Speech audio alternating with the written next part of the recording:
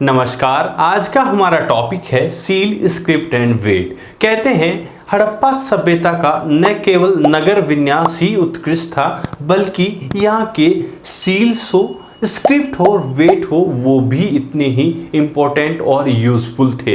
इस टॉपिक के अंतर्गत इन सभी के इम्पोर्टेंस व साथ ही साथ ये किसके बने हुए होते थे और किस प्रकार यूज किए जाते थे, इन सभी बातों पर हम आज डिटेल से चर्चा करेंगे। सो चलिए चलते हैं अपने टॉपिक पर और इसे समझते हैं। Seal and ceiling. सो चलकर देखते हैं कि सील बच्चों क्या होती थी, किसकी बनी हुई होती थी और इसका आकार कैसा होता था। इसको सबसे पहले जान लेते हैं। Seal and ceiling. इस टॉपिक में जब सील को चलकर देखते हैं तो देखने को मिलेगा कि ये स्टेटाइड स्टोन, किसकी? स्टेटाइड स्टोन की बनी हुई होती थी, जो एक सॉफ्ट स्टोन हुआ करता था उससे, ताकि इस पर आकार वगैरह देने या इस पर कोई पिक्चर वगैरह बनाने या साइन बनाने में आसानी हो। सो ये वाली बात हमारी यहाँ पर क्लियर होती है कि भाई ये बनी किसकी होती थी। सबसे ज़्यादा IAS, RAS और बहुत सारे कॉम्पिटिटिव एग्जाम में इसी को पूछा था कि हड़प्पन सील किस मटेरियल की बनी हुई होती थी। अब ये वाली बात हमारे यहाँ पर क्लियर होती है कि भाई ये बनी किसकी होती थी। सो दूसरी बात जब चलकर आती है तो देखने को मिलेगा कि हड़प्पन सील की शेप मीन्स आकार कैसा होता है। हमें यहाँ पर देखने को मिलेगा कि ये वर्गाकार मीन्स चौकोर आकार की है, कहीं पर आपको आयताकार मीन्स ये देखिए, ये जो मतलब रेक्टेंगुलर शेप मीन्स एक तो लंबाई ज़्यादा हो चौड़ाई कम हो, ऐसी भी मिलेगी। कहीं पर जब चलकर देखेंगे तो आपको ऐसी शेप मीन्स सिलेंडर टाइप की जो शेप है वैसी भी आपको दिखाई देगी। तो ये वाली शेप और ये किसकी बनी हुई होती थी, अभी तक हमने ये जाना। अब चलकर देखते हैं कि इसका यूज किस में होता था। हड़प्पन सील को अगर उसके उपयोग के अकॉर्डिंग देखें तो यहाँ पर देखने को मिलेगा इसे मोस्टली जो लॉन्ग डिस्टेंस के जो ट्रेड थे उसमें सबसे ज़्यादा यूज किया जाता था। अब मानसिंह जी बताइए कि हमें कैसे यूज किया जाता था लॉन्ग डिस्टेंस के ट्रेड में। कि इमेजिन कीजिए कि आपके पास एक सामान से भरा हुआ बैग है, ओके। सो उसके बाद जब उस बैग का सामान भरने के बाद हम मुंह बांध देते हैं, its mouth was tied with rope, रस्सी से उसके मुंह को हमने बांध दिया। अब जहां पर कहा जो नॉट लगा है आपने, जो द नॉट वॉज फिक्स्ड, जहां पर रस्सी बांधी है नॉट, उस जगह पर वेट क्ले मीन्स गीली मिट्टी को चिपका दिया जाता था। और चिपकाने के बाद क्या किया जाता था, मोर सील्स वर प्रेस्ड, और उस पर ये सील ये जो दिखाई दे रही है उस पर प्रेस कर दिया जाता था। उससे क्या होता था, लिविंग एन इम्प्रेशन। और जैसे ही सील को हम उस पर क्या करते हैं, देखिए प्रेस करते हैं, तो वहां पर एक इंप्रेशन आता है, छाप आती है।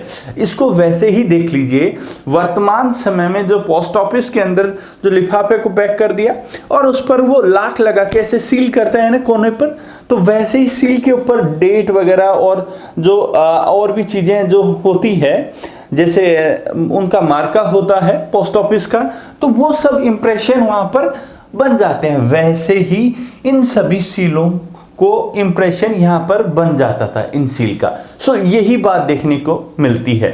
हड़प्पन सील स्टेटाइड स्टोन की बनी हुई होती थी, शेप में ऐसी होती थी और इन्हें लॉन्ग डिस्टेंस के ट्रेड में यूज किया जाता था। ये बात यहां पर क्लियर होती है। अब यहां पर दो चीज पता लगती है कि सर ओके पैक कर दिया, तो इनका उपयोग मींस बेनिफिट क्या था वो बता दीजिए हमें। तो इसके दो प्रमुख उपयोग थे जिसमें हम देखेंगे, अगर कोई टेम्पर मींस अगर सील उस सील को तोड़ता है तो वो पता चल जाता है। जैसे लिफाफे को कोई खोल ले तो वो सील दोबारा नहीं लगेगी पोस्ट ऑफिस वाली, तो वैसे ही लॉन्ग डिस्टेंस के ट्रेड में अगर कोई उस बैग को खोल लेता है, ठीक है, जो ट्रांसपोर्ट किया गया है उस पर जैसे ही खोलता है तो सील टूट जाएगी। तो एक फायदा ये हो गया।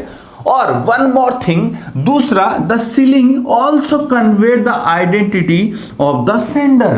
कहते हैं जब भी हम किसी को कोई एड्रेस पे कोई लेटर भेजते हैं तो दो चीज लिखी जाती है। पहला, किसको लिखा जा रहा है और कौन लिख रहा है, मतलब टू और फ्रॉम। सो भेजने वाले की डिटेल होती है, साथ ही साथ सील पर जो पिक्चर होती है, कुछ जो साइन ऊपर बने हुए होते हैं, ठीक है, और नीचे पिक्चर बनी हुई होती थी।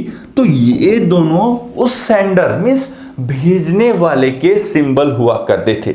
किसको भेज कौन रहा है उसकी आइडेंटिटी हुआ करती थी। जैसे किसी लिफाफे में या लेटर के अंदर टू और फ्रॉम से भेजने वाले प्लस जिसको भेजा जा रहा है उसका पता होता है, वैसे ही इन सील से, कौन सी वाली, हड़प्पन सील से इन चीजों का हमें पता लगता है। साथ ही सबसे बड़ी चीज यहां पर हमको देखने को मिलेगी एनिग्मेटिक स्क्रिप्ट, और ये स्क्रिप्ट बहुत ही रहस्यमय स्क्रिप्ट रही है। ऐसा क्यों बोल रहे हो सर? क्योंकि इस स्क्रिप्ट के अंदर बहुत सारी ऐसी चीजें हैं जो अभी तक हम डिस्कवर नहीं कर पाए हैं। इसका सबसे बड़ा कारण ये है कि हम इसको पढ़ नहीं पाए हैं, ये मेन प्रॉब्लम है। और ये स्क्रिप्ट है, केवल पढ़ने वाला ही नहीं समझ सकता था। यहां पर इस बैल को देखकर भी बहुत सारे जो अनपढ़ मीन्स इलिटरेट लोग थे वो भी इसका मतलब समझ जाते थे। सो यहां पर ये देख लेते हैं, ये जो सील थी containing the name and the title of honour, ये बात अभी हम डिस्कस कर चुके हैं, ये बात भी यहां पर पता लग जाती थी। और जो मोटिव था इसके ऊपर, ये देखो एनिमल का, सो ये वाली हर सील पे दिखाई देगा आपको।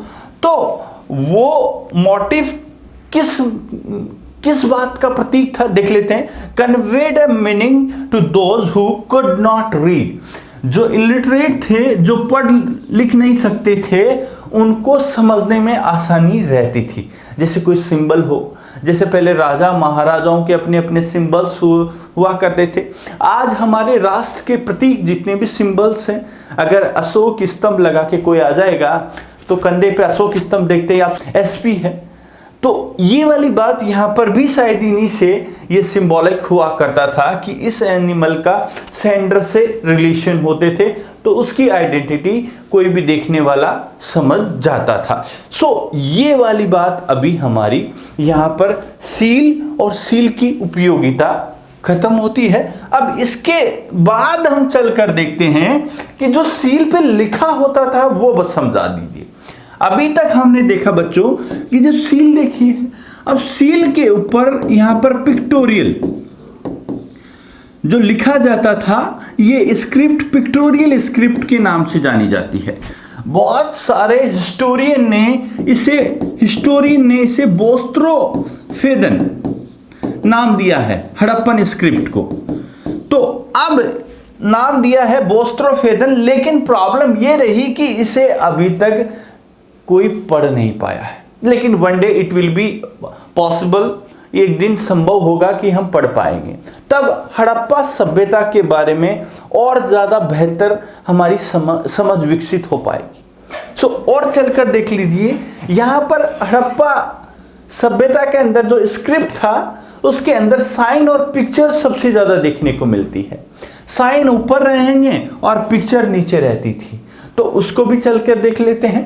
मोस्ट इंस्क्रिप्शंस आर शॉर्ट, कहते हैं ज्यादातर इंस्क्रिप्शन छोटे थे। ओके, और जो सबसे बड़ा इंस्क्रिप्शन मिला उसके अंदर हमें 26 साइन मिलते हैं, 26 साइंस मिले हैं। ओके, सबसे बड़े वाले में। ओके, ये बात भी क्लियर होती है। Although the script remain undeciphered to date, कि अभी तक पता नहीं लगा, it was evidently not alphabetical as it has just too many signs, somewhere between 375 and 400। हमें इस स्क्रिप्ट के बारे में, कौन से स्क्रिप्ट, हड़प्पन स्क्रिप्ट के बारे में जब देखने को मिलता है तो हमें 375 से लेकर 400 साइन अभी तक हमें आइडेंटिफाई हुए हैं। तो ये वाली बात है। यहां पर मैक्सिमम साइन एक इंस्क्रिप्शन पे कितने मिले, 26, बाकी मोस्टली छोटे ही हुआ करते थे।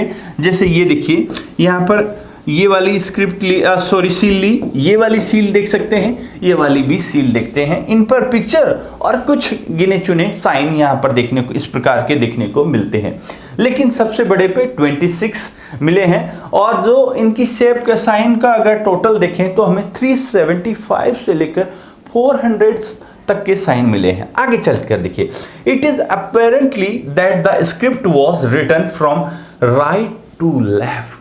एक और सबसे बड़ी बात इसकी निकल कर आती है, ये हमारा हाथ कौन सा है, राइट, और ये कौन सा है, इस साइड वाला, लेफ्ट। तो ये स्क्रिप्ट का लिखने का तरीका इस प्रकार था, राइट टू लेफ्ट। ये बात यहां पर भी क्लियर हो जाती है। अब आगे, wide spacing on the right and cramping on the left. अब ये बात कैसे कह दी मान सिंह जी का आपने कि ये राइट साइड में एकदम वाइड होता था, लास्ट में जाकर थोड़े सकड़े और इन साइन का शेप छोटा होने लगता था। जैसे मैंने लिखा, कोई भी मेरा वर्ड लिख लेते हैं, जैसे पहले वर्ड अगर मैं यहाँ पर इसकी बात करूँ तो ये वाला देख लीजिए। अब रुक जाइए, यहाँ पर अगर मैं यहाँ से जैसे मैं ये लिखने लगा, जैसे राम लिख दिया, अब तो इसकी शेप इस शेप में आएगी ना, ऐसे आ रहा है ना।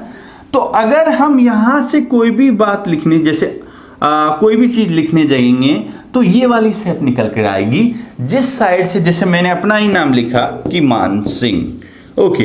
तो अब ये देखिए कि जो स्टार्टिंग वर्ड की शेप होगी वो ज़्यादा बड़ी होगी, ऐसे वी शेप टाइप में आएगा।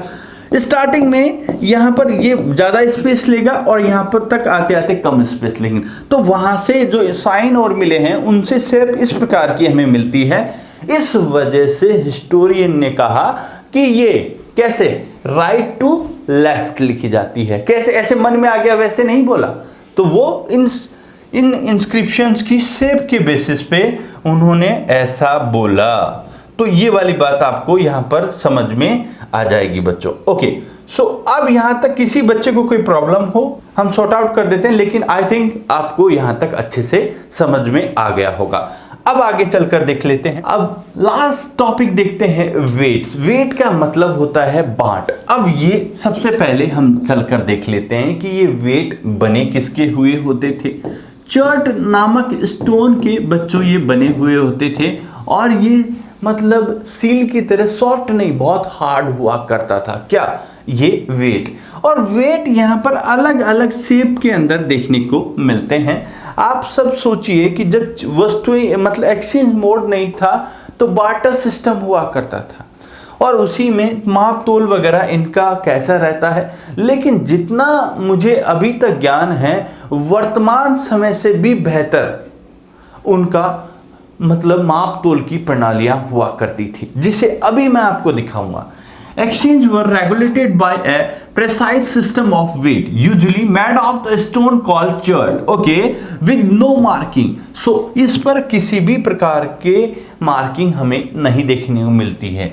The Lord denominations of weight were binary. कहते हैं जिस कंप्यूटर को आज हम यूज करते हैं उसका जो बेस है वो बाइनरी नंबर पर ही बेस है। ये वाला बात सबसे ज़्यादा IAS, RAS और बहुत सारी कॉम्पिटिटिव एग्जाम में पूछी गई है, जिसमें जो वेट्स की साइज कैसी होती थी वहाँ तो डेसिमल में होती थी। 1 का डबल 2, फिर 4, फिर 4 के डबल 8, फिर 16, फिर 32, फिर 64। तो इस माप प्रणाली के आधार पर यहाँ के वेट को हम देख सकते हैं। while the higher denominations followed the decimal system। तो हड़प्पा वासियों के द्वारा ही सबसे पहले डेसिमल सिस्टम को यूज किया जाने लगा था, जिसे आज हम यूज कर रहे हैं, जिसे हमारी सबसे जो बेहतर टेक्नोलॉजी कंप्यूटर, उस टेक्नोलॉजी में इसी सिस्टम को यूज किया जाता है। तो अब सोचिए कि हम बेहतर थे कि वो हमसे भी बेहतर थे, उनकी चीज को, उनकी विरासत को हम यूज कर रहे हैं। तो ये वाली बात बहुत अच्छे से ध्यान रखना। The smaller weight probably use for the weighting jewellery and beads. कहते हैं जो छोटी छोटी, ये देख रहे हैं ना वेट, जैसे वर्तमान समय में आज ज्वेलरी जो जोहरी की दुकान पे जाते हैं तो छोटी छोटी ऑर्नामेंट्स को वेट करने के लिए, मेजरमेंट के लिए भी यूज किया जाता है। तो उन सबको, इन छोटी छोटी वेट्स को यहाँ पर इसमें लिया जाता होगा। Metals scale pens have also been found. So ये वाली चीजें भी हमें यहाँ पर मिलती है। कहाँ पर? हड़प्पा सभ्यता के अंदर। तो आज के टॉपिक में हमने सबसे पहले सील एंड सीलिंग को जाना, फिर हमने स्क्रिप्ट को जाना और फिर वेट को जाना।